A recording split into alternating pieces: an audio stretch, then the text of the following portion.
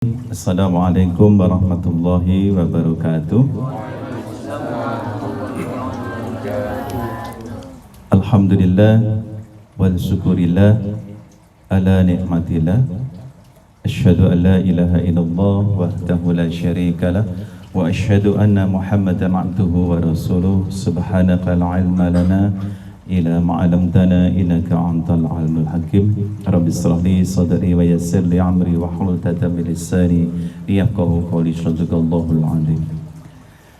Alhamdulillah, bapak-bapak yang dirahmati Allah, juga ibu-ibu dan anak-anakku sekalian, tiada kata yang lebih indah yang kita ucapkan pada malam hari ini melainkan untaian rasa syukur kita, karena apapun kondisi kita saat ini, apapun yang kita lakukan pada malam hari ini, tidak lain dan tidak bukan semata-mata atas pertolongan Allah Subhanahu wa Ta'ala. Bukan karena gagahnya kita, bukan karena sehatnya kita, tapi semata-mata taufik dan hidayah dari Allah Subhanahu wa Ta'ala, sehingga kita diizinkan pada malam hari ini, di malam yang mulia, di tempat yang mulia, dalam suasana yang mulia. Mudah-mudahan dengan tiga hal tadi Allah Subhanahu wa Ta'ala juga memuliakan kita yang hadir dalam majelis kita malam hari ini. Walaupun kita bukan orang mulia, tapi berkumpul dengan orang-orang mulia. Mudah-mudahan di majelis yang mulia Allah golongkan kita menjadi orang yang mulia. Salat serta salam tidak pernah kita lelah sampaikan kepada manusia terbaik yang Allah pernah ciptakan ke muka bumi ini, yaitu baginda Nabi besar Muhammad sallallahu alaihi wasallam. Mudah-mudahan dengannya kita, kalau senang di sebuah majelis, mudah-mudahan termasuk kita nanti digolongkan mendapatkan syafaatnya di yaumul qiyamah. Baik, bapak-bapak, ibu-ibu yang dirahmati Allah Subhanahu wa Ta'ala, Al-Fakir mohon izin, ya, Al-Fakir mohon izin, 1 jam ke depan kita Al-Fakir akan menggantikan sejenak yang biasanya duduk di depan sini adalah orang alim, orang mulia. Namun saat ini diganti orang yang fakir, fakir ilmu, fakir ibadah, fakir semuanya. Kami mohon pertolongan Allah Subhanahu wa Ta'ala supaya setiap malam Jumat kita tetap dicatat Allah Subhanahu wa Ta'ala menjadi orang-orang yang senantiasa tidak pernah lelah menuntut ilmu. Mudah-mudahan Al-Fakir diizinkan Allah untuk dibimbing untuk bermuzakarah pada malam hari ini. Baik, bapak-bapak, ibu-ibu, anak-anakku sekalian, malam hari ini sebagaimana yang kita kaji, yang diumumkan di flyer group, bahwasanya kita akan mencoba mengungkap rahasia di balik keutamaan istighfar dalam sudut pandang Al-Quran dan Sunnah atau hadis Rasulullah Sallallahu Alaihi Wasallam. Di dalam kajian Al-Quran ada yang disebut kajian tematik, kajian tafsir tematik atau tadabbur. Kita malam ini bukan mentafsirkan Al-Quran, kita bertadabbur secara kajian tematik. Kalau Ustadz Bani, guru kita kemarin, bukan kajian tematik, tapi dia runtut dari Fatihah selesai, naik ke Anas, Anas selesai, Al-Falaq. Itu namanya kajian yang runtut. Kalau kita bukan itu, kita hanya ngambil tema-tema inti. Dan sengaja kita ambil kajian tentang rahasia istighfar, karena hal ini sebenarnya yang akan selalu menolong kita. Istighfar adalah amalan baginda Rasulullah SAW dan para ulama salaf, sahabat dan seluruh umat Rasulullah dianjurkan banyak istighfar. Kenapa begitu? Kita ini diciptakan Allah Subhanahu wa Ta'ala ada dua unsur. Unsur jasmani, unsur rohani. Namun dua unsur ini semuanya sama-sama rentan. Jasmani rentan, rohani juga rentan. Rentan kenapa? Rentan mudah kena penyakit. Jasmani kita ini rentan sedikit capek kita pusing, rentan masuk angin, rentan batuk, rentan pilek. Pokoknya jasmani kita ini juga rentan dikasih Allah ciptakan lemah, ini rentan. Seperti itu ya. Nah, rohani kita ini juga rentan. Habis Pak baterainya? Enggak. Rohani kita ini juga rentan. Ya. Rohani kita ini juga rentan seperti itu.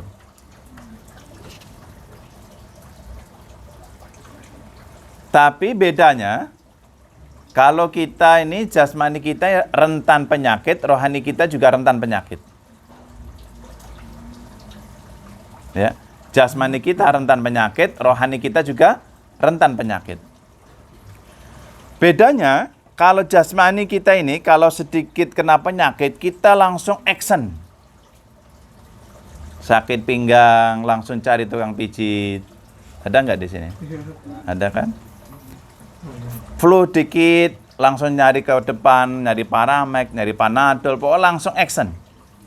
Perut kembung, langsung kerokan. Pokoknya kalau ada sesuatu yang sedikit penyakit yang rentan terhadap jasad kita ini, jasmani kita, actionnya cepat sekali. Sehingga karena saking kita mengutamakan jasmani, berapapun uang juga akan kita habiskan, kita perjuangkan, nggak mikir, yang penting jasmani kita sehat. Namun ini berbeda ketika kita di urusan rohani. Rohani kita ini masuk angin, nggak nyadar. Rohani kita ini uzub, rohani kita ini sirik, rohani kita ini gampang emosi, rohani kita ini lemah ibadah. Kita responnya lambat. Bahkan nggak nyadar bahwasanya kita sedang sakit. Benar nggak kira-kira? Kita sering nggak sadar bahwa rohani kita ini sebenarnya rohani yang berpenyakit. Kadang-kadang orang sehat, tapi kenapa malas ibadah? Berarti bermasalah bukan jasadnya yang sakit, tapi rohaninya yang sakit. Kita senang mengharap pujian orang. Ini sebenarnya berpenyakit rohani kita. Ya, jadinya jasmani rentan penyakit, rohani juga rentan penyakit. Justru yang bahaya ini yang penyakit jasmani apa rohani? Yang bahaya penyakit rohani. Kenapa seperti itu? Nanti di akhirat tidak ditanya kenapa kita sakit panu, kenapa kita sakit kudisan, kenapa kita dulu, hei kenapa kamu anak-anak, kenapa kamu dulu kenapa terpilek, nggak ditanya. Tapi manakala hati kita ini, kenapa dulu kamu suka gibah orang? Kenapa kamu suka jelek-jelekin orang? Kenapa kamu suka mengeluh? Kenapa kamu suka begini, suka begitu? Ini yang justru ditanya di hadapan Allah Subhanahu wa ta'ala. Cuma perhatian kita selama ini lebih dominan di masalah jasad, tapi tidak sedikit atau kurang sekali di masalah rohani. Kita punya penyakit ujub, riya, takabur, merasa diri sudah paling baik dari orang lain. Ini kan penyakit rohani ini. Cuma nggak nyadar kita ini sedang punya penyakit di situ. Nah, bapak-bapak, ibu-ibu, anak-anakku sekalian, jangan berputus asa dengan itu. Kenapa seperti itu? Karena Allah Subhanahu wa ta'ala masih sayang dengan kita. Kita dikasih resep, dikasih kunci supaya apa? Penyakit rohani kita nggak terlalu kronis. Penyakit rohani kita nggak terlalu kronis dan gampang terdeteksi dan gampang actionnya. Kalau tadi kita penyakit pusing, mah, masuk angin, cepat-cepat action.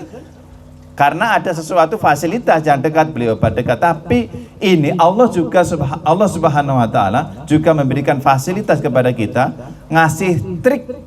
Kalau rohani kita sedang sakit, dikasih obat yang simpel sekali, dikasih cara yang mudah sekali, dikasih cara supaya penyakit-penyakit rohani yang lemah tadi, yang grogoti ibadah kita ini, gampang tercover dan gampang terdeteksi. Apa itu? Trik yang diberikan Allah Subhanahu wa taala, khasiat-khasiat yang diberikan Allah Subhanahu wa taala, yaitu kita oleh Rasulullah sallallahu alaihi wasallam disuruh memperbanyak istighfar. Disuruh memperbanyak istighfar. Lah, kenapa kita ini sebenarnya kenapa kita ini berat melakukan istighfar? Karena kita kadang-kadang ego. Karena apa? Merasa diri kita paling benar. Itu sebenarnya juga penyakit. Makanya harus kita istighfari.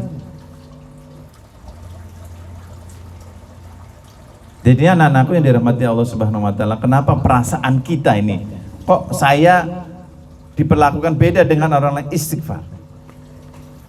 Kok saya kenapa bangun berat nih jam 4 pagi? Istighfar.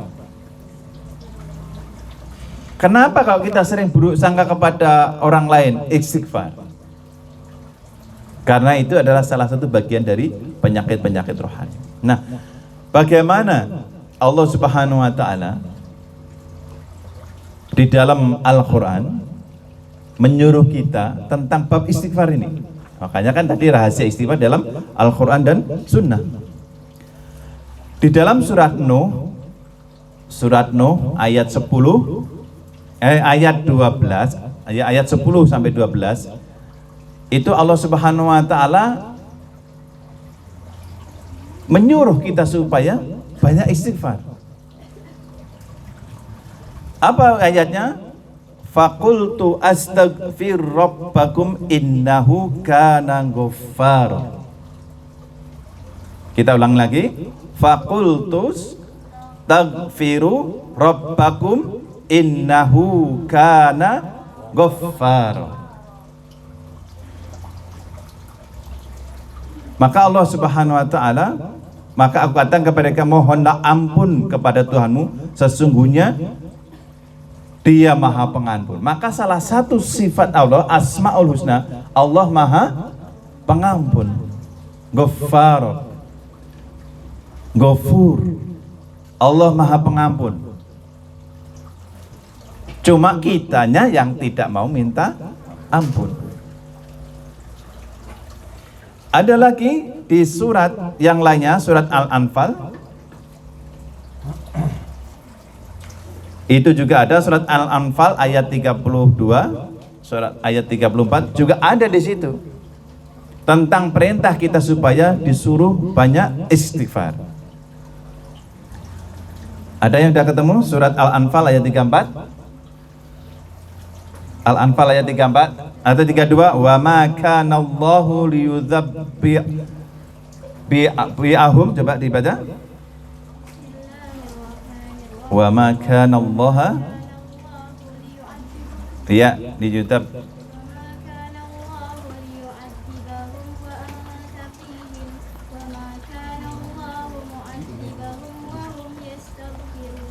Tuh, ini yang kedua. Ya. Dan Allah Subhanahu wa taala tidak akan mengajak mereka sedangkan kamu berada di antara mereka, dan tidaklah Allah akan mengajak mereka sedang mereka minta ampun.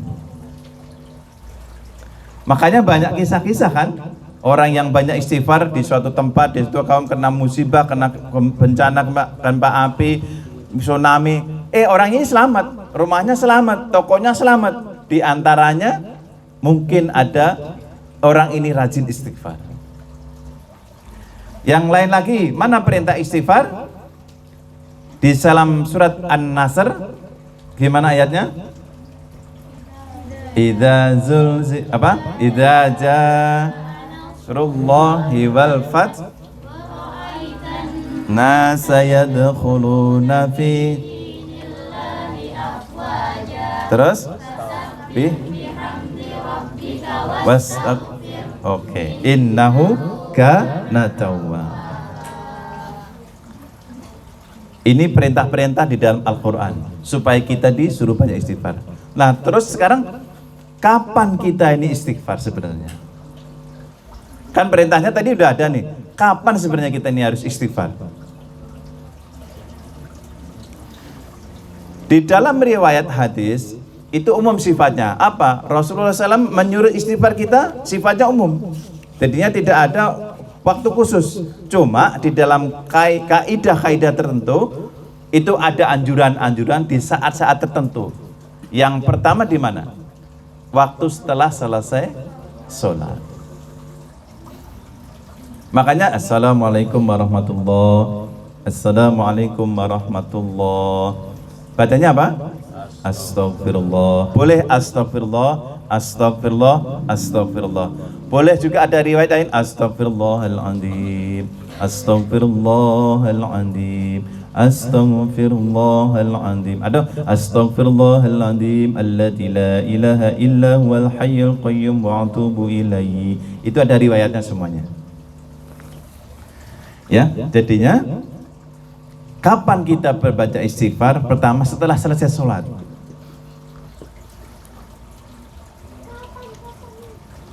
Nah, yang kedua, ketika kita baru selesai berbuat dosa, berbuat maksiat, berbuat salah, berbuat ngomongin orang, apapun yang merasa kita nggak nyaman, cepat istighfar. Makanya tadi di dalam surat Nuh ayat 10 tadi Allah perintahkan, maka beristighfarlah. Sesungguhnya Allah mohon ampunlah, sesungguhnya Allah minta ampunlah kepada Allah, sesungguhnya Allah Maha Pengampun. Ketika kita punya potensi rentan, kita ini sering, hati kita ini sering bolak-balik, kadang-kadang sering terbersit buruk sangka kepada istri kita, kepada teman kita, kepada pasangan hidup kita, kepada teman kantor kita. Ketika potensi ini kita rentan dengan penyakit-penyakit kalbu tadi, langsung iringi dengan istighfar. Sehingga ada kata-kata bijak bahwasanya tidak ada dosa besar melainkan itu dimulai dengan dosa-dosa kecil. Jadinya kita jangan suka menumpuk-numpuk dosa, menganggap remeh dosa. Boleh jadi kalau kita tumpuk itu akhirnya itu menjadi sebuah dosa yang besar. Makanya kita ini disuruh banyak istighfar. Di antaranya apa? Supaya dosa yang kecil lagi, dosa lagi, ngomongin orang dosa lagi, langsung boleh istighfar lagi. Ada potensi lagi, istighfar lagi. Kita buruk sangka kepada orang lain, kepada orang tua kita, kepada teman kita, kepada istri kita, kepada teman satu kamar kita, langsung iring istighfar. Astagfirullahaladzim, ya Allah. Kenapa seperti itu? Karena memang kita rentan. Hati kita ini rentan, potensinya gampang jatuh kepada dosa. Makanya Allah Subhanahu wa taala memberikan kita ini kemudahan-kemudahan supaya sering banyak istighfar. Tadi yang pertama habis sholat, terus kita berbuat salah atau dosa, atau boleh kebalikannya. Yang ketiga, ketika kita dapat kemenangan, ketika kita senang. Contohnya di mana? Dalam surat An-Nasr tadi. Coba, ini kan kisah ketika Fathul Mekah. Justru ketika menundukkan kota Mekah ini, Rasulullah SAW dalam kemenangan, kenapa nggak disuruh mengucapkan walhamdulillah? Fasabbih walhamdulillah. Tapi fasabbih bismi bishamdi rabbika wastaghfir, bukan walhamdu. Coba lihat. Padahal kan menang, padahal sholat ibadah kok, ibadah kan baik kan, tapi kenapa disuruh istighfar? Kan perang menang nih, unggul, Islam sudah menang, sudah selesai, sudah perang selesai, tapi Rasulullah disuruh istighfar. Kenapa? Karena di situ kita rentan. Ketika kita habis sholat nih, assalamualaikum warahmatullahi, lihat teman kita, lihat assalamualaikum warahmatullahi, kayak yang paling khusyuk saya sendiri ini. Itu potensi-potensi waktu kita sholat juga gitu. Allahu Akbar, potensinya kita rentan di situ, kita nggak khusyuk. Rentan kita itu memandang orang lain, kita lebih baik dari sholatnya orang lain. Allahu Akbar, angkat tangannya lebih sohe, takbirnya lebih sohe, lebih apa istilahnya, makhorijul Allahu Akbar. Ya Allahu Akbar, sebelahnya ini makhorijul hurufnya nggak bener ini, nggak ngaji nih. Allahu Akbar, kelihatan banget. Itu rentan sekali. Teruslah sujudnya juga gitu. Sujud yang sebelah sini nggak beres ini. Coba sujud saya. Rukuknya ini. Sami Allah ngangkat tangannya nggak sunnah. Ini rentan banget ini. Sehingga kenapa kita habis sholat suruh istighfar? Karena di situ banyak potensi kita rentan bermasalah di dalam ibadah. Makanya disuruh istighfar. Astagfirullahaladzim, astagfirullah. Nah, yang rentan-rentan tadi itu yang datang mengelabui kita ini, kayaknya diampuni Allah. Akhirnya kalau kita diampuni Allah, diterima ibadah kita. Juga ketika kita naik pangkat, naik gaji, istighfar. Banyak orderan, banyak lemburan, astagfirullah. Alhamdulillah ya Allah, banyak lemburan. Alhamdulillah pesanan air banyak nih, alhamdulillah ya Allah. Istighfar juga, alhamdulillah juga boleh, tapi diiringi istighfar.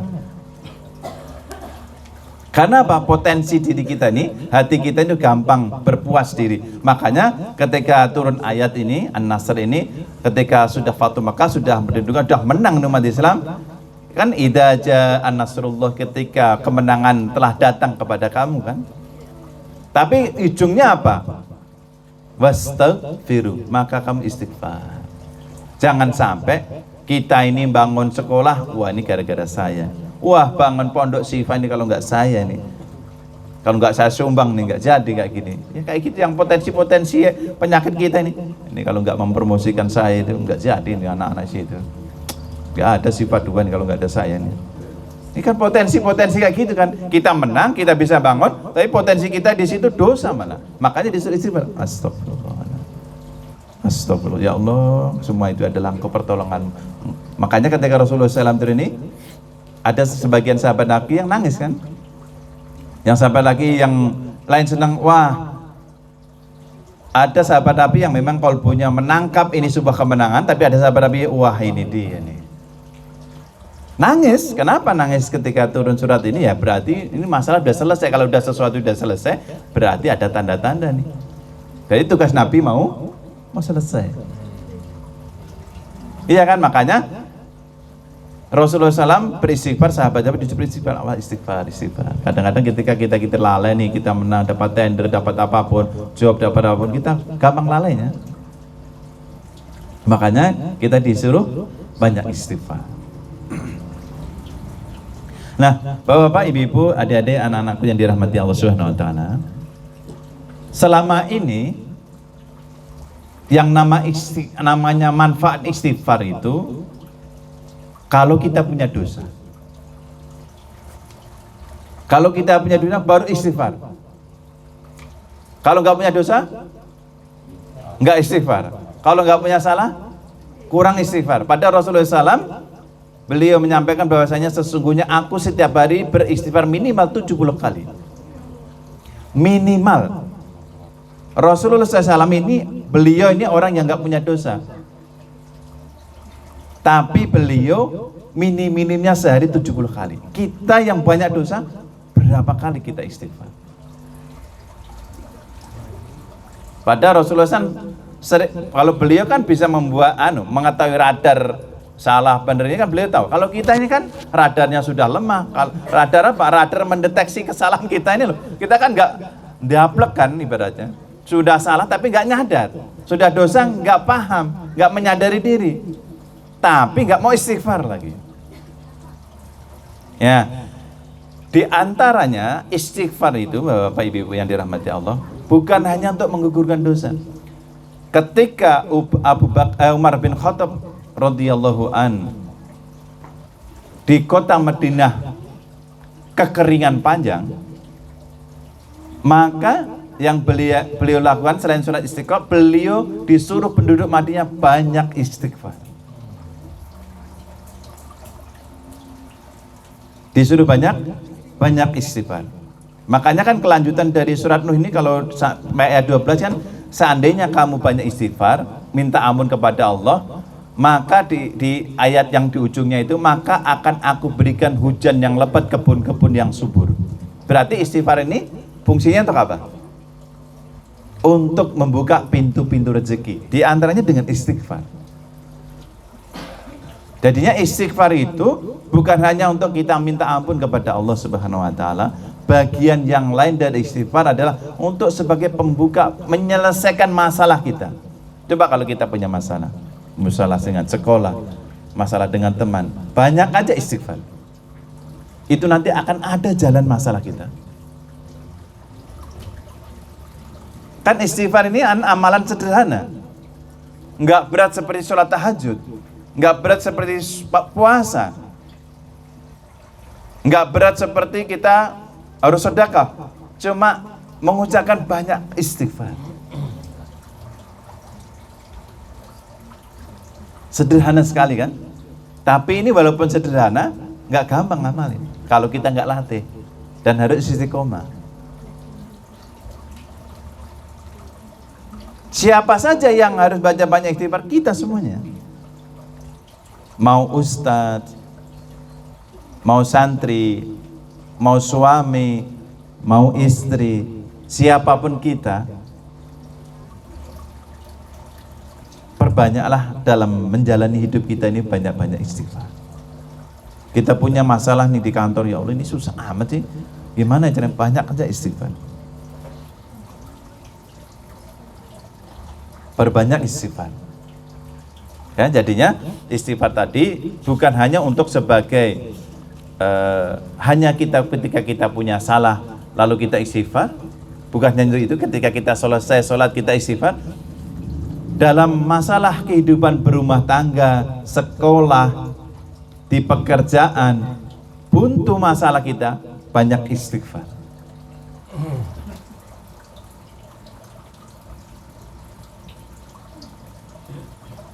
Perbanyak istighfar. Mana hadisnya? Hadis ada diriwayatkan oleh Abu Daud, Imam Ahmad dan Nasai, Ibnu Majah juga Al-Hakim dari Abdullah bin Abbas. Rasulullah SAW bersabda, barang siapa memperbanyak istighfar kepada Allah Subhanahu wa taala, niscaya Allah menjadikan setiap kesedihannya jalan keluar. Setiap masalah pasti akan dikasih jalan keluar. Ini nih hadisnya sahih ya. Ini kunci sederhana di Rasulullah. Kalau kamu punya banyak masalah, banyak aja istighfar.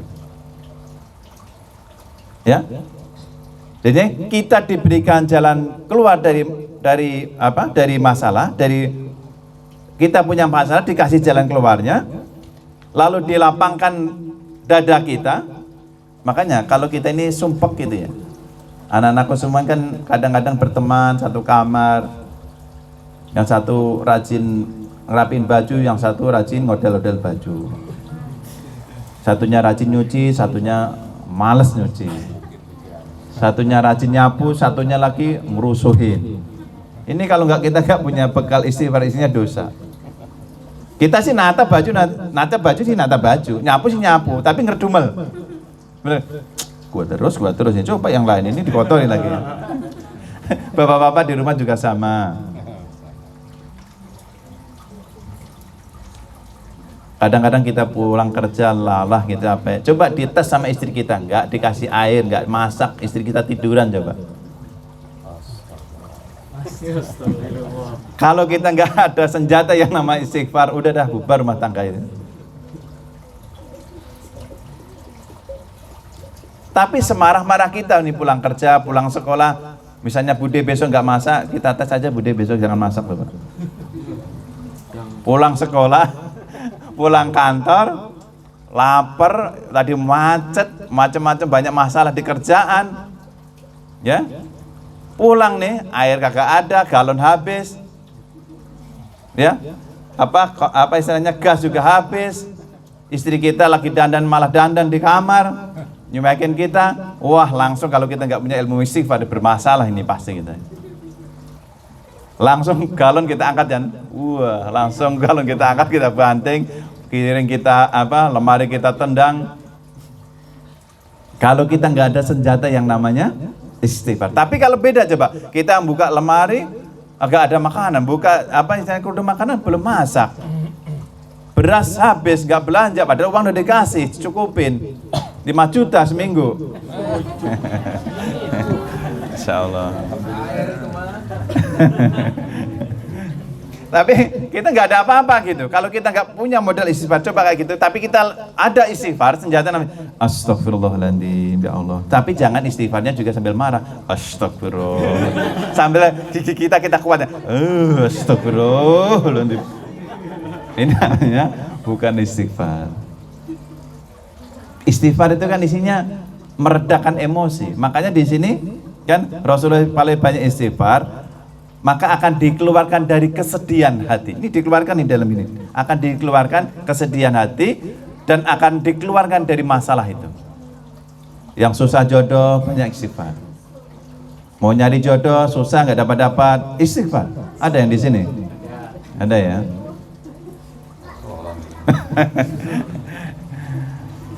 Kuncinya istighfar. Banyak istighfar. Terus setelah kita ditenangkan, habis itu kita keluar dari masalah dari kita dilapang, maka Allah dibukakan itu. Akan dilapang dada kita, diberikan Allah jalan keluar dan akan diberikan rezeki wariyarzuku min haitsu la yahtasib. Akan diberikan rezeki dari pintu yang tidak disangka-sangka. Ingat, jangan membatasi rezeki itu uang. Tadi semua itu rezeki, lapang dada rezeki, ikhlas rezeki, tenang rezeki. Kita bisa memanage marah dari rezeki. Jangan ada rezeki langsung kita istighfar, nanti langsung ngirim, ada yang ngirim. Tapi di sini banyak seperti itu kejadiannya. Ketika kita nggak punya berat, astagfirullahaladzim. Ada nih donatur, sayuran datang, nggak punya sayur nih, istighfar. Sekarang saya kasih tahu ya, anak-anakku semuanya, fokus. Ya, fokus. Sekarang kalau kita nggak punya sayur apa? Nggak punya buah-buahan, nggak punya sayur-sayuran. Jangan nyebut Bang Yusman. Tapi astagfirullahaladzim. Tapi jangan ada Bang Yusman lewat di sini habis ngadi astagfirullahaladzim. Bang Yusman tanggap dia nggak ada sayur kayaknya gitu.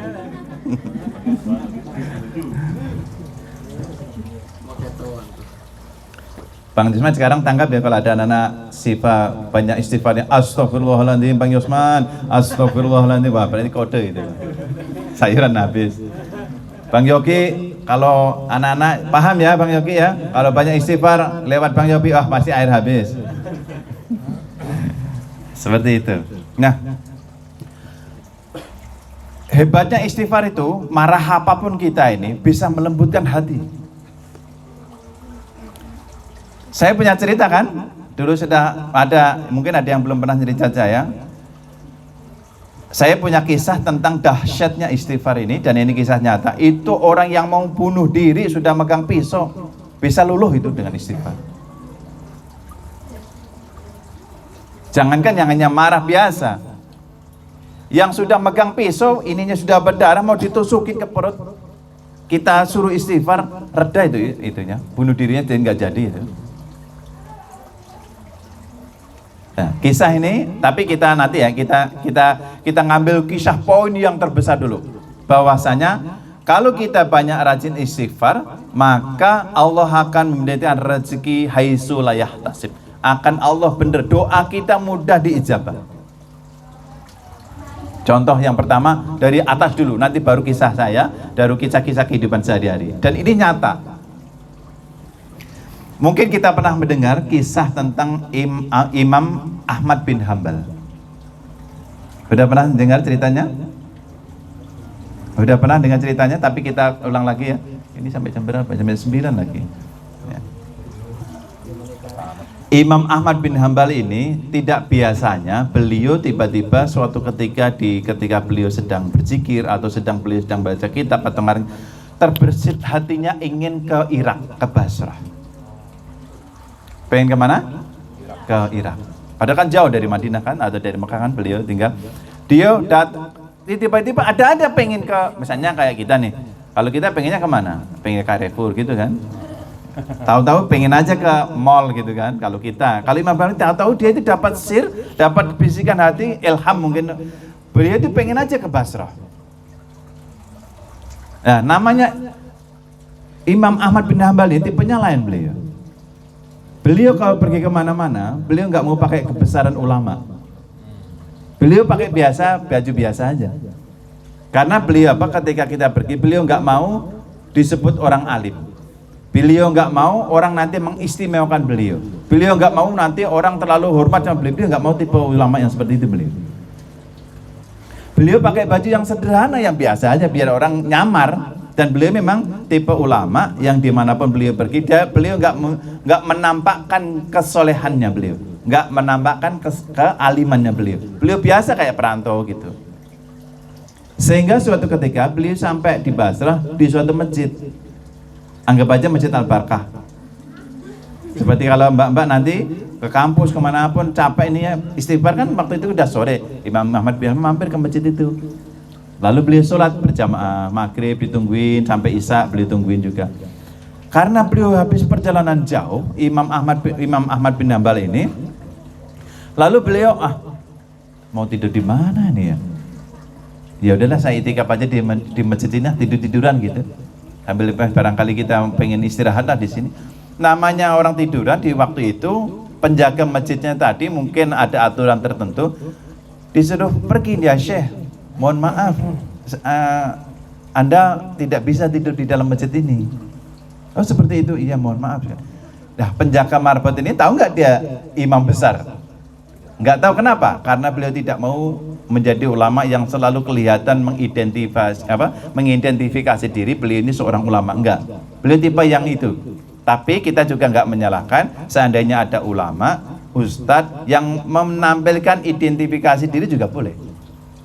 Ini bukan berarti kita melarang atau jelek-jelekkan ustadz ulama yang lain, enggak. Ini beliau identifikasi seperti itu, biasa aja. Sehingga penjaga marbot tadi nggak tahu kalau ini Imam Ahmad bin Hanbal. Lalu Imam Ahmad disuruh keluar, silakan Syekh keluar aja. Namanya Imam bin Hanbal kan, lo belum tahu lah gue ya. Gitu. Kalau kita gimana? Ustadz ini ustadz, belum tahu ya. Gitu. Beliau, oh iya terima kasih. Dia pindah ke teras masjid. Di sini kali boleh ya tidur di masjid, teras masjid gitu kan. Ketika beliau tidur di masjid, sama Tuhan mohon maaf, di sini juga nggak boleh. Masa sih nggak boleh tidur? Iya nggak boleh, mohon maaf peraturannya di sini seperti itu karena pernah mungkin ada kejadian A atau kejadian B. Mohon maaf, silakan cari tempat lain gitu. Nah, kejadian ini ternyata diperhatikan nih sama seseorang. Dia ini penjual roti di sebelah jalan dan rumahnya tokonya itu dekat dengan masjid. Lalu ketika Imam Ahmad bin Hanbal membawa tasnya gitu ya, bawa rangselnya atau bawa berbekalannya, beliau keluar masjid di pekarangan. Wahai Tuan, hendak kemana Tuan? Tadi saya lihat ada tidur di dalam, habis itu keluar. Udah malam seperti ini mau nginep di mana? Di sini nggak ada penginapan. Iya saya juga bingung, saya lagi perjalanan jauh. Ini saya juga nggak tahu harus nginep di mana. Begini, saya di rumah saya tokonya kecil. Tokonya kecil. Tapi walaupun kecil, kalau Tuan mau istirahat di rumah saya, di toko saya yang kecil itu silakan aja. Oh begitu boleh, ya silakan. Akhirnya sampailah di toko yang kadang jaraknya nggak beda jauh. Sampai ketika itu, terus habis itu ya Tuan udah malam silakan Tuan untuk rebahan. Sudah dikasih minum mungkin ya, dikasih makan silakan rebahan. Imam Ahmad bin Hanbal rebahan. Nah tukang roti tadi baru mau bulat roti. Nyetak kempung gitu kan, ngempel-ngempel apalah mau apa namanya kayak donat atau bakpao apalah ya namanya orang Arab gitu, roti apalah gitu ya. Nah ada sesuatu yang menarik yang diamat-amati oleh Imam Ahmad bin Hanbal. Apa itu? Orang ini setiap balik roti langsung dia lebih mulutnya sambil dermimil. Diperhatikan itu. Lalu Imam nggak jadi tidur dia. Wahai Tuan, mohon maaf. Kok tadi saya dengerin kok sambil apa istilahnya qomat kamit. Tuan ini lagi ngapain gitu kan? Apa ngumpat-ngumpat enggak? Saya sudah biasa. Biasa apa saya kalau buat roti ya seperti ini. Saya sambil istighfar. Oh seperti itu, sambil ngadon roti. Astagfirullahaladzim ya Allah. Astagfirullahaladzim ya Allah. Sambil balik ini astagfirullahaladzim, ya Allah. Kalau kita ini yang di sini yang tugas masak sambil goreng metikin kangkung, astagfirullahaladzim, astagfirullahaladzim, astagfirullah. Bukan istighfarnya bukan karena piket lagi, astagfirullah. Bukan seperti itu, tapi istighfar. Kita kerjaan apapun, ya, mau masadi, mau tukang galon, mau tukang jahit sambil istighfar, bagus nggak? Bagus. Ngojek sambil istighfar, bagus. Sambil masrah kayu, bagus nggak? Astagfirullahaladzim, melubangin kayu, astagfirullahaladzim. Sambil nyopir, nyari penumpang, boleh banyak istighfar? Boleh, istighfar, astagfirullahaladzim, astagfirullahaladzim, astagfirullahaladzim. Sambil dihayati tapi. Hebatnya yang tukang roti ini, saya sudah sekian lama saya sudah istighfar. Saya tanya Imam Ahmad bin Hanbal, wahai Bapak, apa yang membuat Anda ini banyak istighfar? Lalu beri cerita nih tukang roti, wahai Tuhan, saya nih selama mendawamkan istighfar ini, saya perasaan nggak ada, saya minta itu nggak dikabulkan. Semua apa yang saya minta itu dikabulkan semua oleh Allah. Oh, seperti itu. Iya seperti itu. Cuma tinggal satu. Apa? Iya, saya cuma tinggal minta satu dari dulu sampai sekarang belum dikabulkan. Oh gitu, berarti sekarang masih istighfar terus ya? Saya terus sampai saya mati, saya mau istighfar. Cuma sampai sekarang ada satu nih yang belum dikabulkan sama Allah. Oh, kalau boleh tahu, kira-kira doa apa yang diinginkan Tuhan kok sampai sekarang dikabulkan? Iya, saya pernah mendengar seorang ulama yang masyhur, ulama yang alim. Saya itu pengen silaturahmi ke negerinya, ke negaranya, tapi sampai sekarang belum keturutan. Saya itu pengen supaya bisa ketemu sama beliau ini. Saya itu pengen cium tangan, saya pengen merangkul, saya pengen didoain sama beliau. Siapa itu yang anu sebut? Saya itu pengen ketemu dengan Al-Imam Akbar, Imam Ahmad bin Hanbal. Coba. Imam Ahmad bin Hanbal gemeteran. Gemeteran kenapa? Siapa yang tadi itu? Imam Ahmad bin Hanbal, ya beliau ini. Makanya dia gemeteran Imam Ahmad bin Hanbal ya. Gemeteran sampai nangis duduk, sampai gemeteran dari tempat duduk. Kalau saya riwayatkan seperti itu, nggak tahu kejadian sebenarnya. Tapi seolah-olah kita gambar, beliau itu sampai gemeteran sampai duduk. Ya Allah, wahai Tuhan, sini berhenti dulu, sini duduk. Tadi kamu minta apa, doanya belum dikabulkan? Iya Tuhan, saya pengen ketemu ulama besar yang ada di abad ini. Namanya Imam Ahmad bin Hanbal. Lalu dia peluk ini. Wahai Tuhan, ya Allah, takbal doa antum sudah dikabulkan. Maksud Tuhan gimana? Tadi kan kamu pengen doa apa? Pengen aku dikabulkan doanya, pengen ketemu Imam Ahmad bin Hanbal. Akulah Imam Ahmad bin Hanbal. Udah langsung tangisan. Tuh, dahsyatnya istighfar. Sesuatu yang nggak mungkin jadi mungkin. Sesuatu yang mustahil dijawab istighfar, tidak mustahil. Coba, amalannya apa? Cuma istighfar bisa mendatangkan, menggerakkan hati seorang imam besar yang jauh, negaranya jauh ribuan puluhan ratusan kilometer, datang hanya untuk menjumpai tukang roti. Tukang roti apa makomnya? Apa kedudukannya? Hanya tukang roti yang rumahnya gedung sempit. Coba Allah ngatur, dibisikkan hatinya, jalan perjalanan, gak tidur di masjid, diusir keluar masjid, habis itu diterima. Coba Allah ngatur, menggerakkan orang yang jauh, lama besar lagi. Kalau sekedar yang nginep tukang ojek sih, biasa aja kan. Grab, biasa yang nginep. Tapi ini imam besar, Imam Akbar, yang orang pengen ketemu aja susah. Ya tadi itu marbot masjid, nggak tahu kalau itu imam besar. Justru dia datang non jauh di hadapannya langsung didatangkan Allah, digerakkan tuh sampai ke tempat beliau. Itu kunci rahasia istighfar. Untuk itu, bapak-bapak, ibu-ibu, dan anakku sekalian dirahmati Allah Subhanahu wa taala. Tidak ada orang yang dalam hidup ini yang tidak punya masalah. Dan tidak ada orang yang dalam hidup ini tidak ada yang tidak punya cita-cita. Tidak ada dalam kehidupan kita yang tidak punya dosa. Kuncinya sederhana, murah meriah. Apa itu? Aktsiru istighfar. Perbanyak istighfar. Saya sedang belajar, kita sedang belajar. Mari kita belajar bareng-bareng. Coba kalau macet,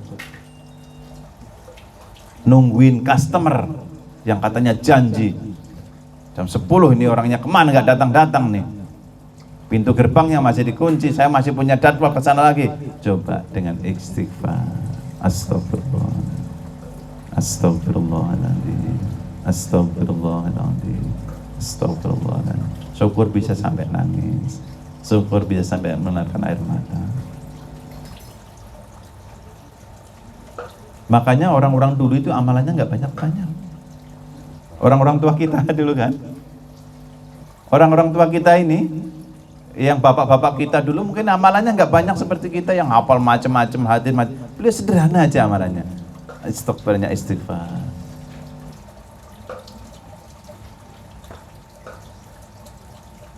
Dan itu bisa terjadi pada siapa saja.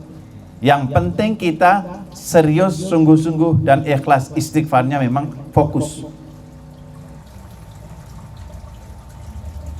Kita istighfarnya serius, astagfirullahaladzim, astagfirullahaladzim. Mas saya sedang belajar. Kalau kantor kita berangkat istighfar dulu sampai bundaran ini, berikutnya la ilaha illallah sambil sholawat. Nanti tak balik pulangnya saya istighfar dari kantor sampai sini, istighfar sama la ilaha illallah. Nanti berikutnya lampu merah sampai sana saya banyak sholawat. Sedang belajar seperti itu. Seperti apa keinginannya? Kadang-kadang kita nggak minta udah dikasih. Alhamdulillah sampai sekarang ini asrama 2 belum pernah, maupun asrama 1 belum pernah kita namanya kekurangan beras. Sementara orang di luar sana susah nyari beras. Di antaranya barangkali kita husnudon kepada Allah. Barangkali itu dari sekian banyak kita, anak-anak kita ini rajin istighfar. Itu janji Allah yang disampaikan Rasulullah SAW, akan diberikan rezeki haitsu la yahtasib, akan diberikan rezeki yang tidak disangka-sangka. Yang tadinya susah nyari jodoh, Allah hadirkan jodoh. Yang susah ngerjain PR, tahu-tahu ada aja jalan teman kling, ini loh jawabannya. Yang tadinya susah ini, ya Allah nggak ada jahitan, kapan nih jahitan susah amat kayaknya. Tahu-tahu haitsu la yahtasibnya datang. Apa amalannya? Banyak istighfar. Nyari penumpang susah nih, penumpang saingan banyak, di mobil yang baru-baru banyak. Ada aja kalau kita memang rajin istighfar. Karena janji Allah ini. Ya. Janji Allah, kita punya masalah. Anak kita ini seperti ini, saya juga sedang belajar. Ya Allah, astagfirullahaladzim, astagfirullahaladzim. Nah, apalagi istighfarnya di sepertiga malam. Ketika orang-orang tidur kita nangis. Nangis apa? Nangis sendiri kita. Itu dari level Imam Ahmad bin Hanbal. Bagaimana dengan level kita yang tadi saya sebutkan? Benar adanya. Cuma karena jamnya sudah jam 9, nanti kita akan lanjutkan ceritanya tentang dahsyatnya rahasia istighfar. Jadi anak-anakku sekalian, tidak ada sekarang yang ngeluh karena kita punya senjata baru. Apa senjata barunya? Istighfar. Tapi jangan istighfar suruh orang lain. Orang lain lagi nggak ikhlas, orang lain lagi ngomong, istighfar atau istighfar. Istighfar itu kita. Ya, istighfar itu untuk diri kita, bukan untuk orang lain. Istri kita ngamuk-ngamuk, istighfar tuh, istighfar gitu. Istighfar untuk kita aja istighfar, astagfirullah. Istri kita pasti langsung kena radarnya itu. Bener nggak? Nih, saya Mas Adi pulang dari kerja nih. Udah kehujanan, koper basah. Habis ini macam-macam lakukan di jalan. Habis itu istri kita lagi rewel, anaknya gedok-gedok pintu nih. Mas Adi bukan menampakkan marahnya, tapi astagfirullahaladzim, sabar, astagfirullah. Pasti langsung dia istri kita, orang yang di sekitar kita dapat efeknya istighfar kita. Bener nggak kira-kira? Pasti. Saya merasakan itu kalau kadang laki-laki emosi, laki apa gitu, ada anak yang istighfar, astagfirullahaladzim, langsung tak, oh iya, astagfirullahaladzim. Tuh, coba, baru hanya ucapan istighfar kita dapat efeknya itu. Efek istighfar dahsyat luar biasa. Orang yang ngucapin meredakan ini, kita pun juga dapat biasnya istighfar orang lain. Kita nih lampu merah nih tabrakan atau dosa-dosa, istighfar Pak, istighfar. Itu kira-kira langsung reda nggak marahnya kita? Asal reda itu. Ngantri nih, ngantri makan atau ngantri apa, lampu merah, kita dosa-dosakan gitu kan. Pak, sabar dong Pak, istighfar gitu kan. Itu reda ya. Termasuk pengalaman saya waktu di umrah itu orang berantem, orang Mesir sama orang Syria. Redanya dengan apa? Saya nggak tahu bahasa Arab, yang hanya masmuk doang. Ketika saya ngomong kul istighfar, reda itu istighfarnya, marahnya. Makanya itu alhamdulillah kita diberikan oleh Rasulullah SAW, Allah Subhanahu Wa Taala lewat Rasulullah SAW dikasih resep hidup, vaksin penyakit rohani yang gampang kita ucapkan. Sedangkan kita COVID, macam-macam obatnya. Kita kemarin ada yang kena COVID kan macam-macam, obat A, obat B, obat B, obat C, obat C, obat D. Nggak mempan lagi diganti, lagi datangan lagi obat A, apa, B, C sampai 10. Nggak lagi ada susu, ada macam-macam, ada buah macam-macam. Itu untuk roh jasmani kita. Seperti itu kita ikhtiarnya. Apalagi untuk penyakit diri kita, penyakit rohani kita ini yang senantiasa rentan sekali. Hati kita ini dihinggapi penyakit-penyakit hati. Maka kita harus sering, makanya Rasulullah SAW beliau sehari minimal 70 kali istighfar, ada yang meriwayatkan 100 kali istighfar. Kita harusnya lebih banyak lagi mengucap istighfar, seminim-minimnya 70 kali, sebanyak-banyak tidak terhingga dimanapun kita istighfar. Astagfirullah. Nah, kayak gini nih harus istighfar. Kalau nggak ini marah saya, ini gimana sih gitu. Tadi masang kabel itu kalau nggak banyak istighfar, gimana sih, malah rusak. Kalau kita ini banyak istighfar, astagfirullahaladzim, astagfirullahaladzim. Pulang, ini anak-anak santri pulang gak kebagian lauk, kalau gak punya senjata istighfar pasti ngamuk, nendang piring, banting piring sana kemari. Nah, kita jadikan rumah tangga kita, keluarga kita saling mengingatkan bab istighfar, supaya ketika kita marah diingatkan istri kita, walaupun gak ingatkan istighfar, istri kita yang istighfar, kita ikut dapat bias istighfar. Kalau kita yang marah, istri kita yang marah, kita istighfar, astagfirullahaladzim, ya Allah, ampuni saya. Walaupun itu yang minta istighfar, tapi dia pasti terasa itu.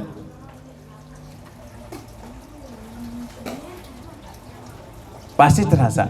Kita nih yang salah kan kita, istri kita ngamal-ngamal lagi sibuk. Kita sih istighfar, ya Allah, astagfirullahaladzim, ya Allah, paling ngono sabar, ya berikan sabar, astagfirullahaladzim. Itu kan efeknya istighfar. Luar biasa. Jadinya bapak-bapak, ibu-ibu, anak-anakku sekalian dirahmati Allah Subhanahu Wa Taala. Itu mungkin dia tidak terasa sudah jam 9:04 ya, sudah 1 jam kita prolog pengantar tentang rahasia di balik istighfar. Kita kajian-kajian tematik ngambil dari tema-tema tertentu, dan malam hari ini kita sedang mencoba untuk berdiskusi, bermusyawarah tentang istighfar. Mudah-mudahan tentunya ini ilmu tidak dijadikan hanya sekedar ilmu, tapi ilmu yang bisa dijadikan kita menjadi amaliyah kita. Kamu apa amalannya? Ya, kamu amalannya apa? Saya nggak punya amalan apa-apa. Amalannya apa? Saya hanya punya amalan satu doang, apa? Istighfar. Gampang, ringan, kan? Asal kita mau istiqomah. Lihat dahsyatnya istighfar kalau kita mau istiqomah. Ada aja itu jalan. Ada aja pintu jalan keluar masalah, ada aja pertolongan Allah kalau kita rajin istighfar. Mudah-mudahan yang berbicara ini Allah Subhanahu Wa Taala bukan hanya diberikan kemampuan berbicara, tapi juga diberikan kemampuan untuk terus sungguh-sungguh dalam beristighfar. Kita semuanya mudah-mudahan, bapak-bapak, ibu-ibu, anak-anakku sekalian, mari kita mulai dawamkan istighfar dalam keadaan apapun, di jalan, kerja, ya, sambil masang kabel istighfar, neplok adukan istighfar, nambal baju istighfar, digigit anjing istighfar, gitu ya. Nganter sayur, sayurnya nggak datang-datang, istighfar. Nganter galon, orangnya pintunya ditutup, katanya pesan, jangan ngomel. Tapi sekarang apa? Istighfar. Mudah-mudahan istighfar adalah menjadi senjata kita, yang dengannya mudah-mudahan yang tadi dijanjikan oleh Rasulullah SAW, maka Allah akan berikan, dilapangkan dada kita, diberikan jalan keluar, dan diberikan rezeki dari arah yang tidak disangka-sangka. Rezeki jangan dibatasi dengan uang, rezeki itu banyak, yang mudah-mudahan dengannya kita, mudah-mudahan Allah Subhanahu wa taala mengizinkan kita, memberikan taufik bahwasanya ilmu yang kita pelajari ini bukan hanya sebagai kajian dan bahasan, tapi mudah-mudahan bisa kita jadikan amaliyah kita. Mudah-mudahan kita diizinkan Allah untuk mudah mendawamkan istighfar. Astagfirullahaladzim, astagfirullahaladzim, astagfirullahaladzim. Mudah-mudahan apa yang kita kaji pada malam hari ini semata-mata bimbingan dari Allah Subhanahu wa taala, dan seandainya ada yang salah, ada yang kurang, itu semata-mata dari saya sendiri yang masih terus belajar untuk memahami tentang bab istighfar. Mudah-mudahan kalau ada waktu luang, insya Allah kita bisa lanjutkan. Seandainya ada Ustadz Bani yang kosong, mudah-mudahan bisa kita lanjutin kajian kita tentang bab istighfar. Banyak cerita, kisah-kisah nyata yang bisa dijadikan kita menjadi pemacu kita rajin istighfar. Dan itu saya alamin sendiri seperti itu. Baik Bapak-bapak, Ibu-ibu yang dirahmati Allah Subhanahu wa taala, karena ini ada yang titip doa. Ya, kita doa dulu, udah kirimin kepada istrinya Pak Haji Wasbir yang sekarang sedang dioperasi, Bang ya. Namanya siapa, Bang? Bu siapa? Bu Siti Nafisah. Nafisah. Bu Siti Nafisah binti Siswoyo Rekto Adinoto, Mas. Iya, kita kirimkan dua Bu Siti Nafsiah, ya, juga putranya Mas Lukito yang sedang dirawat di rumah sakit, dan juga kepada seluruh keluarga kita yang barangkali ada yang sakit, ada yang tidak nyaman, baik itu penyakit jasmani maupun rohaninya, ada masalah, mudah-mudahan Allah angkat penyakitnya, Allah angkat masalahnya, diberikan pintu rezeki, pintu masalah, diberikan diberikan pintu-pintu jalan-jalan keluar dari masalahnya, dan mudah-mudahan kita senantiasa mudah-mudahan diberikan Allah kemudahan. Saudara-saudara kita yang sakit, Allah angkat penyakitnya. Tadi ibu istrinya Pak Wasbir, juga anak putranya Pak Lukito, dan semuanya keluarga kita ada yang sakit, mudah-mudahan Allah senantiasa memberikan kita diangkat penyakitnya dan diberikan jauh dari bala musibah. Barakatul Fatihah. A'udzu billahi minasyaitonir rajim. Bismillahirrahmanirrahim. Alhamdulillahi rabbil alamin. Arrahmanir rahim. Maliki yaumiddin. Iyyaka na'budu wa iyyaka nasta'in. Ihdinas siratal mustaqim. Siratal ladzina an'amta 'alaihim ghairil maghdubi 'alaihim waladdallin. Amin. Oke, dari saya itu dulu. Nanti habis ini ada acara sedikit, ya, insyaallah. Yang benar datangnya dari Allah, yang kurang dari saya pribadi. Kita tutup dengan doa kifaratul majlis. Subhanaka Allahumma wa bihamdika asyhadu an la ilaha illa anta astaghfiruka wa atubu ilaik. Wabillahi taufiq wal hidayah. Assalamualaikum warahmatullahi wabarakatuh.